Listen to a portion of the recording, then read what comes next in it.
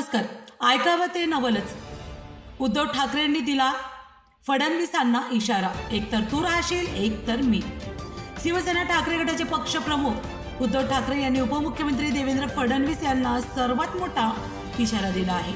आता एक तर तू राहशील, नाहीतर असं म्हणत ठाकरेंनी फडणवीसांना केलं आव्हान. मुंबईतील रंगशारदा सभागृहात झालेल्या ठाकरे गटाच्या मेळाव्यात बोलताना उद्धव ठाकरे यांनी पंतप्रधान नरेंद्र मोदी, देवेंद्र फडणवीस यांच्यासहित भाजपवर तुफान हल्लाबोल चढवला. उद्धव ठाकरेंनी थेट आरपारची भूमिका घेतल्याने आगामी काळात भाजप विरुद्ध उद्धव ठाकरे असा सामना आपल्याला पाहायला मिळणार आहे. उद्धव ठाकरे म्हणाले, अनिल देशमुखांनी सांगितलं की कसं मला आणि आदित्यला तुरुंगात टाकण्यासाठी या फडणवीसांचे डाव आहे. हे सगळं सहन करून मी हिमतीने उभा राहिलो आहे. आता एक तर तू राहशील, नाहीतर मी राहील. अजूनही माझ्याकडे अधिकृत पक्ष, चिन्ह आणि पैसा नाही, पण मी केवळ तुमच्या ताकदीवर या सगळ्यांना आव्हान देत आहे. मी म्हणजे नाही, तुम्ही सगळे आहात.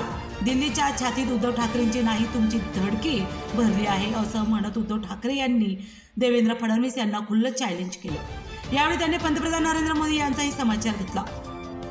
जोपर्यंत आपण सरळ होतो तोपर्यंत सरळ असतो, पण एकदा वाकड्यात घुसलो की आपण वाकडं करतो. शिवसेना ही गंजलेली तलवार आहे, तर तळपती तलवार आहे. तर भाजप म्हणजे चोर माणसं, राजकारणातील पक्ष माणसं फोडतात. लोकसभा निवडणुकीत आपण असा लढलो की मोदींना घाम फुटला पाहिजे, असं देवेंद्र फडणवीस यावेळेस म्हणाले.